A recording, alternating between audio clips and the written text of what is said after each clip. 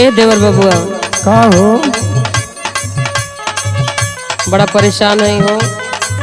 कैसन परेशान हो बताइबू अपन परेशानी तब तो समझ। ई मोटाई हमारे जान का आफत बन गई। हाँ, मोटाई मोटाई तो बढ़िया चीज न बा हो। बा बौरा सोचा तनी कम करे के कुछ तो तू बतियावत रहा ऐसे। ला या तू कम मत करावा केहू देखे कहीं पहलवान न हो। सुना सुना हमार बात। सुनावा उठल बैठल अपार भैला मार।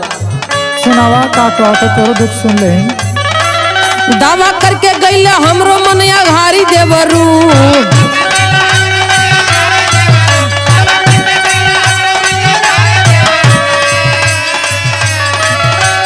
देखा सुनावा मना अंग्रेजी का डॉक्टर आयुर्वेदिक डॉक्टर और होम्योपैथ कौनो छोड़ली नहीं। अच्छा लेकिन ई बढ़े के बजाय घटत नहीं खे। सुना हमार बात। सुनावा दावा करके गईले हमरो मनिया घाई देवरू।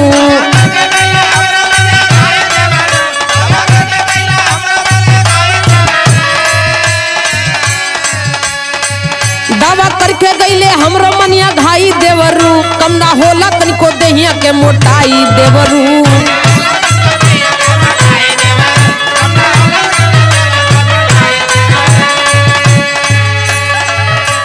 तू हऊ काम चोर।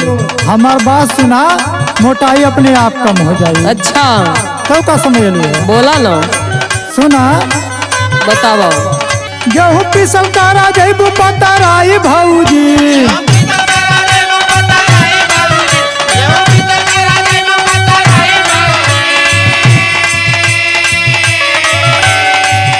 गेहूँ पिसल तारा जैबू पतराई भौजी। बिना पैसा का बताई ला दवाई भौजी।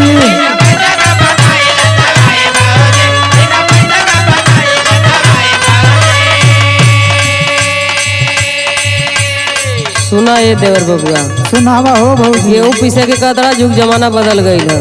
हाँ तनी बात सुना। सुना वाह। अब कवन दवाई करी समझ में न आवेला।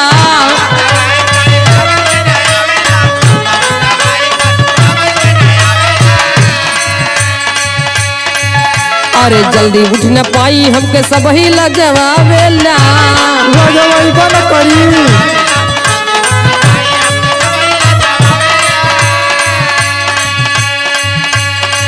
हरली देवी देता सबके मनाई देवरू।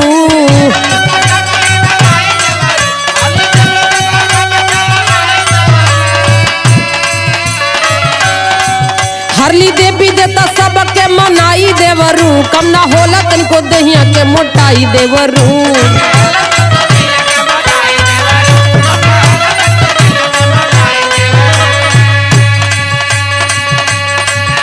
अच्छा, चोरी चोरी काजू बादाम खूब चापत हऊ तो मोटैबू ना तक पचकबू। सुनत हऊ? सुनत हो? सुना बोला ना।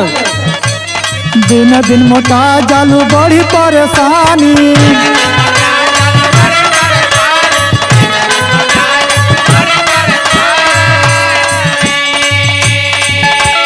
रोगा ही बनावे लगी सागरो परानी।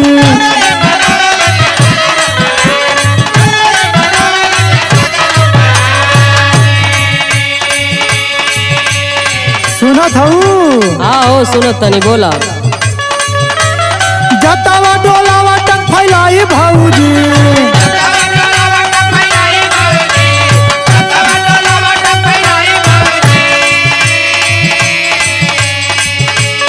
जतावा डोलावा टक फैलाई भौजी। बिना पैसा का बताई ला दवाई भौजी।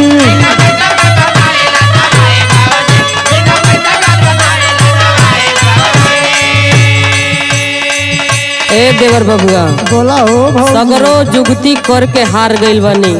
अच्छा तनी बात सुना ना। सुनावा। हल्को सामान मोके गढ़ू गर बुझाला।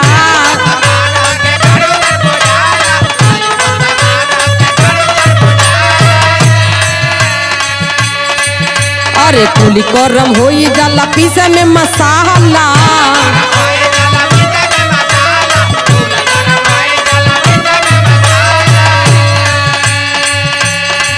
अरे हंसी सब उड़ावे लल्ला जाई देवरू।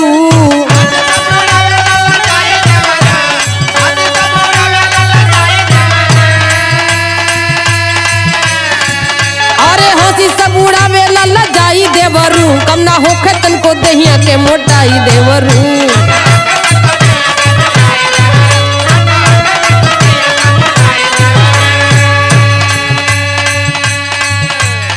अरे चोरी चोरी जब कोठा पे चढ़ के बतासा खालू चर चर तो मजा आवेला। आज मोटा गेलू तो दिक्कत होती है। बा बतासा खैले वाली शरीर लौकते तोरे। तोरे का समझ में आता कि हम ना जानत हईला, हम खूब देखत रहली है। सुना बोला नस नस फर हर तोहार होई जाई,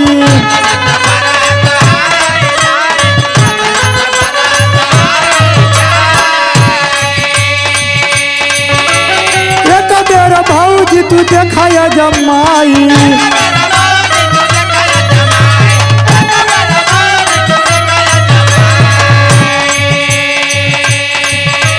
लेबू मुठिया पकाया जमाई भौजी,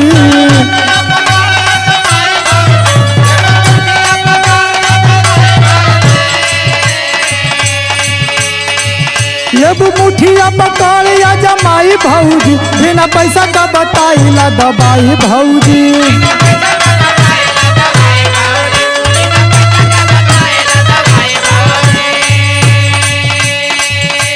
तनी हमार बात सुनाए देवर बाबू। सुनावा सुनावा। इस शरीर हमके एको परख चले नहीं देले।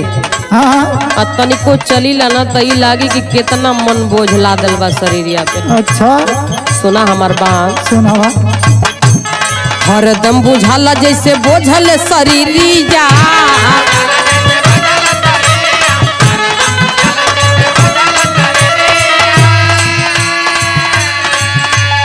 दिन रात एकर हमके रहेले फिक्रिया।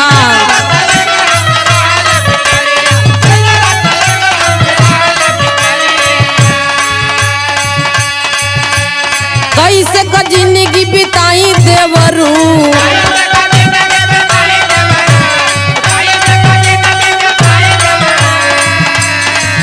अरे कैसे का जिंदगी बिताई देवरू, कम ना होला तनिको देहिया के मोटाई देवरू।